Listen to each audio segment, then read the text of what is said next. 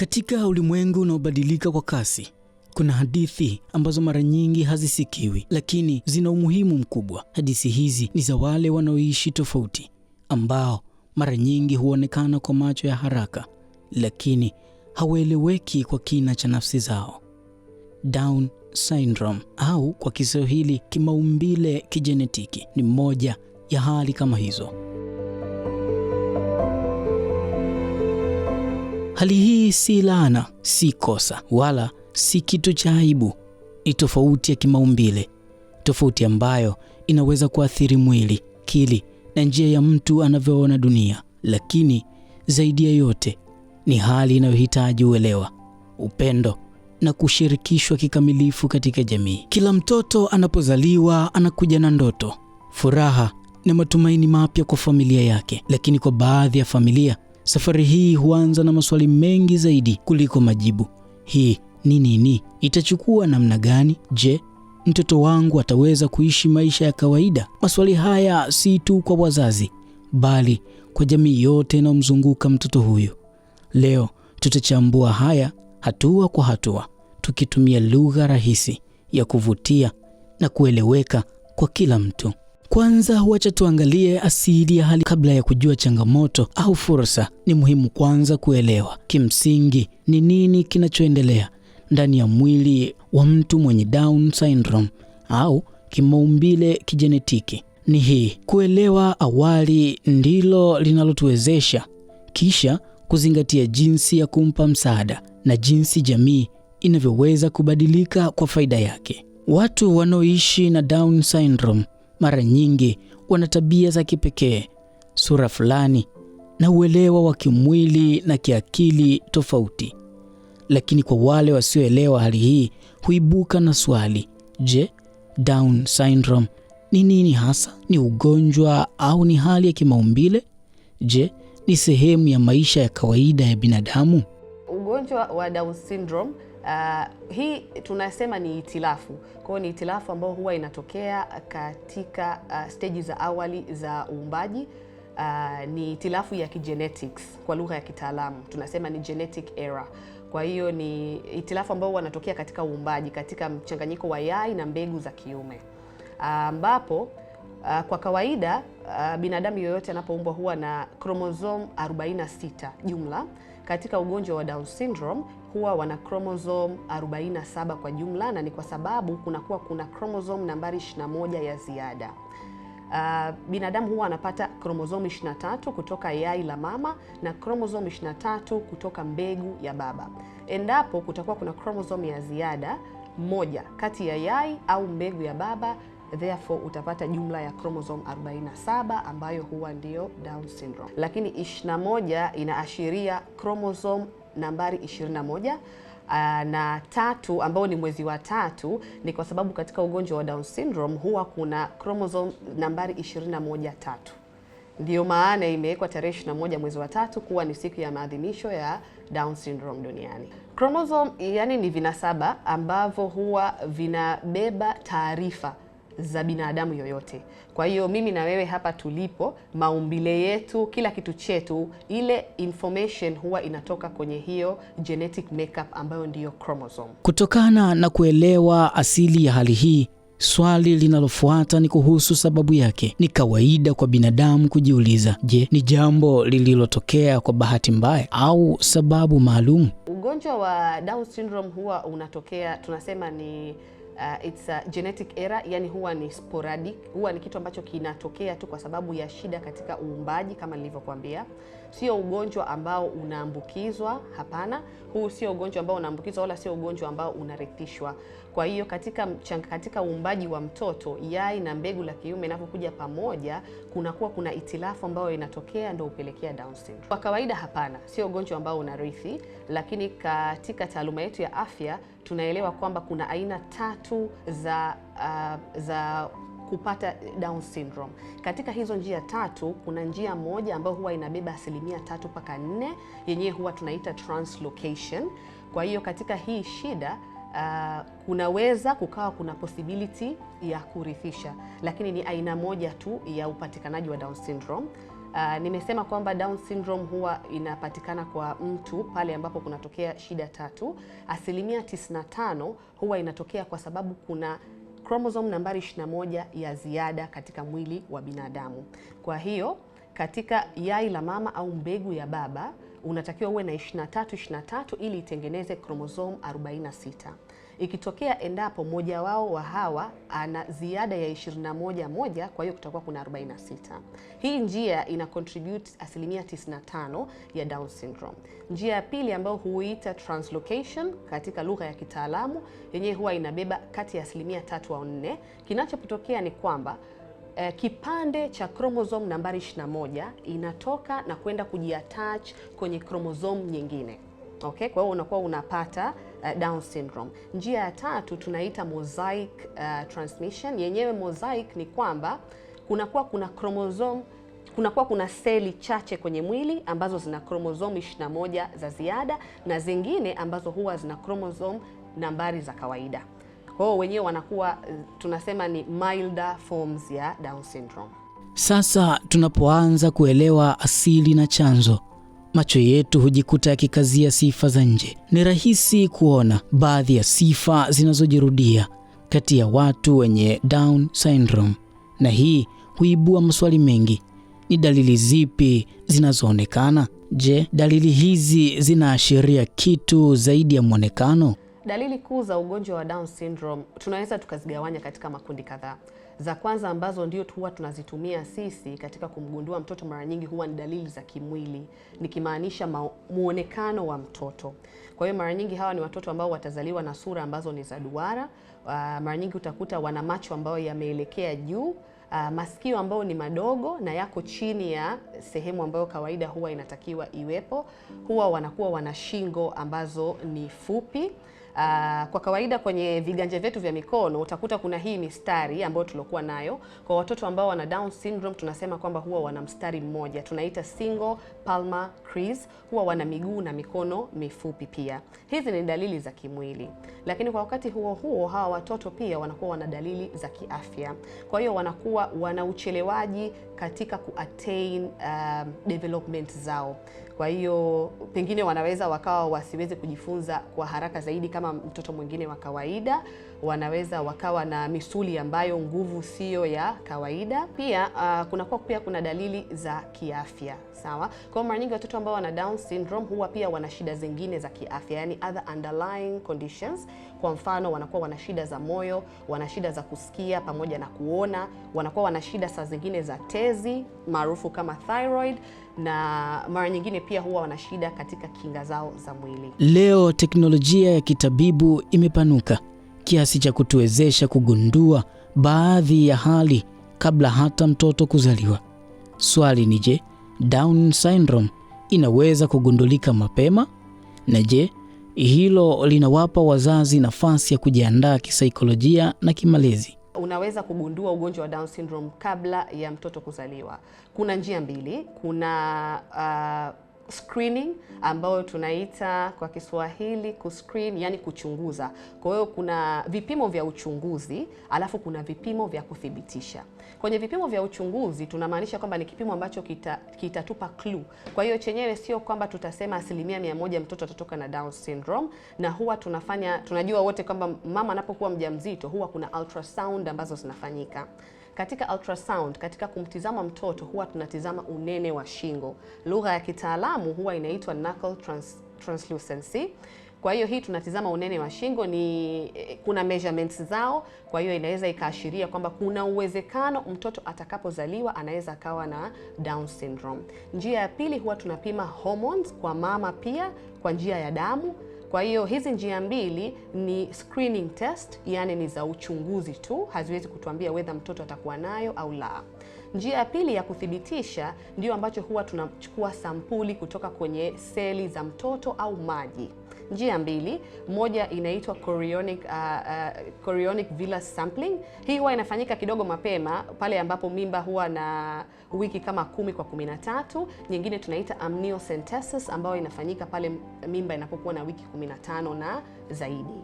Unfortunately, hakuna njia yoyote ya kuzuia mtoto kuweza kupata Down syndrome. Kama nilivyosema ni kwamba hii ni kitu ambacho kinatokea itilafu katika uumbaji. Kwa hiyo hakuna kitu ambacho unaweza kufanya kusema kwamba unaweza kuzuia kutokea mtoto kupata Down syndrome. Watu wengi pia huwa na maswali kuhusu mwonekano wa nje. Kwa nini baadhi ya sifa za uso hufanana kati ya watu wenye hali hii?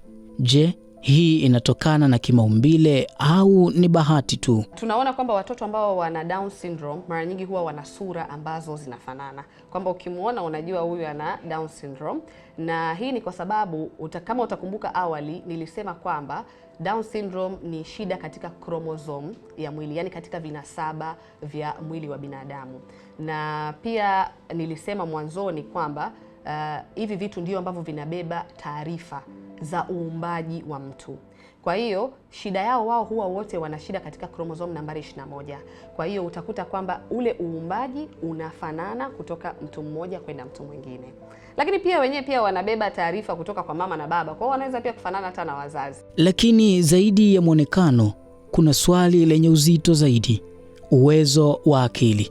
Je, mtu mwenye Down syndrome anaweza kujifunza na kushiriki kikamilifu katika jamii? Nafikiri hapo tunakuja kwenye kipengele muhimu sana, kwamba ni muhimu sana watu kuelewa, jamii kuelewa, kila mtu ambaye anawazunguka hawa watoto wenye Down syndrome kuelewa jinsi gani hawa watoto wanauelewa. Kwa hiyo wenyewe wanauelewa kidogo tofauti ukilinganisha na mtu mwingine wa kawaida, lakini wanaweza kufanya kila kitu ambacho mtu wa kawaida anaweza kufanya, isipokuwa tu kwamba kuna uwezekano kwamba ile rate ya kuelewa au kuweza kufanya kila kitu inaweza ikamchukua kidogo muda mrefu ukilinganisha na mtu wa kawaida. Ni muhimu kuelewa uwezo wao kabla ya kupanga msaada sahihi. Je, hali hii ina tiba au ni lazima kuisimamia? Hakika hakuna tiba ya kuiondoa. Hata hivyo, njia za kusaidia ni nyingi. Tiba ya ugonjwa wa Down syndrome hakuna,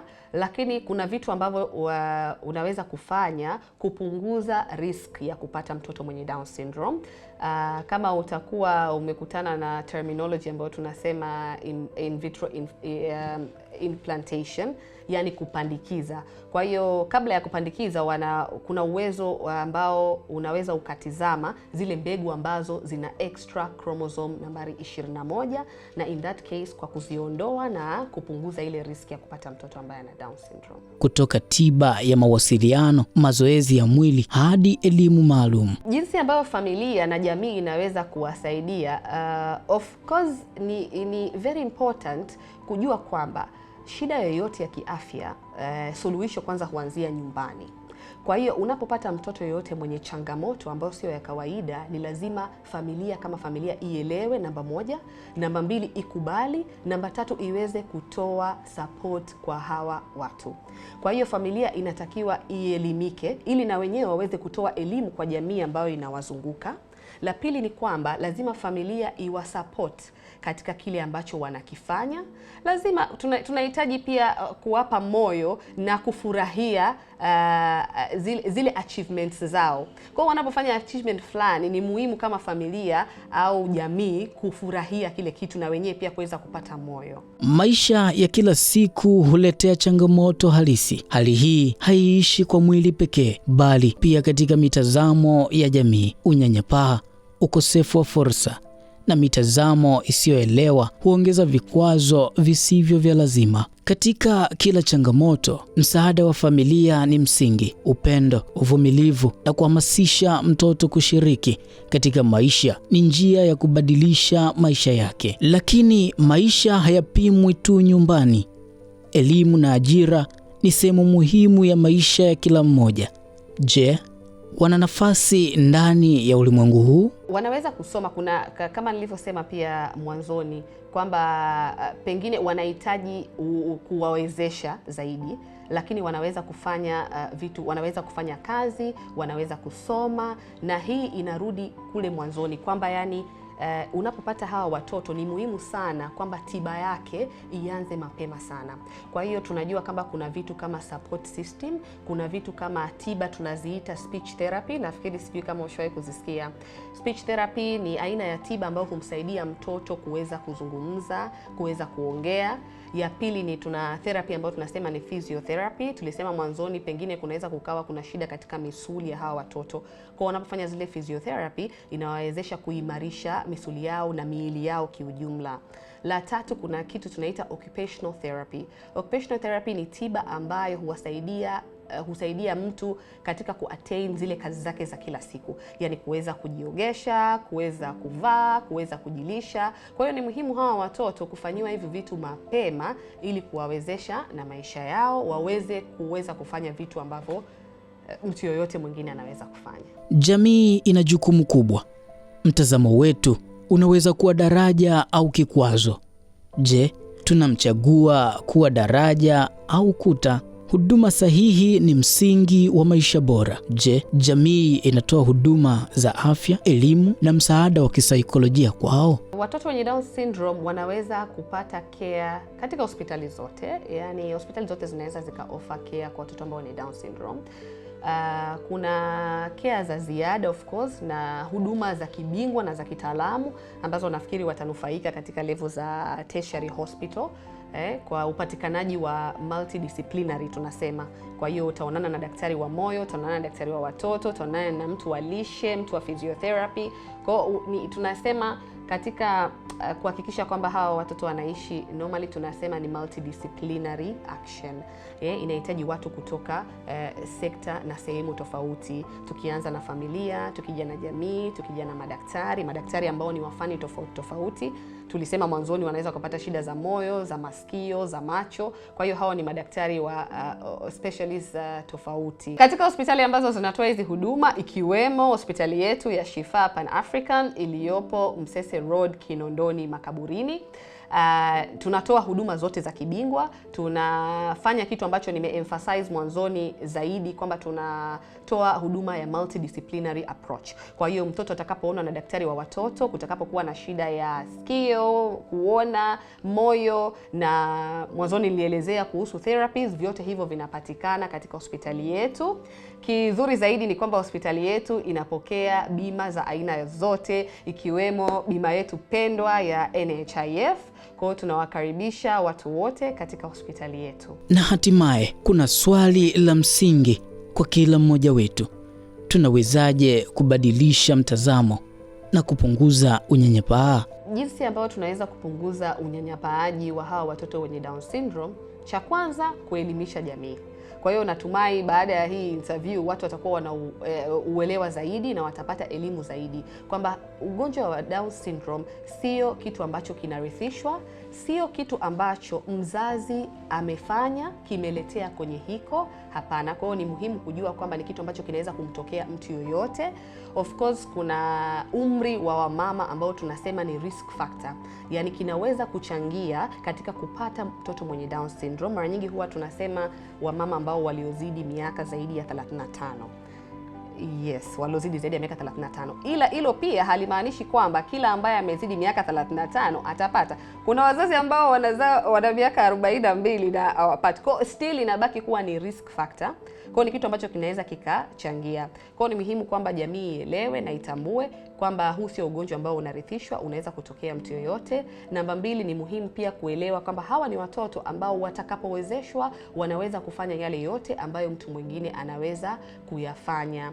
Namba 3, ni muhimu kama nilivyosema kuanza zile therapy mapema ili kuwawezesha wenyewe kuweza kujihudumia, tuweze kuishi nao kwa ukaribu. Tunapokuwa nao kwenye sehemu za kazi na mashuleni, ni muhimu kwamba tuelewe wana uwezo wa ziada, sio tu kutizama yale mapungufu yao. Kwa ni muhimu kuwapa moyo pale ambapo wanapatia. Ni watu ambao wana furaha sana. Kwa kama umekutana na mtu mwenye Down syndrome, ni mtu they are very happy people, they are always ever smiling, very happy. Kwa hiyo ni watu ambao wanahitaji tu uwawezeshe ili na wenyewe waweze kufanya vile ambavyo watu wengine wanafanya. Down syndrome au hali ya kimaumbile kijenetiki si kizuizi cha ndoto, bali ni mwaliko wa jamii yote kuelewa tofauti, kuishi kwa heshima na kuonyesha upendo usio na masharti. Katika utofauti wetu ndipo ubinadamu wetu unapoonekana.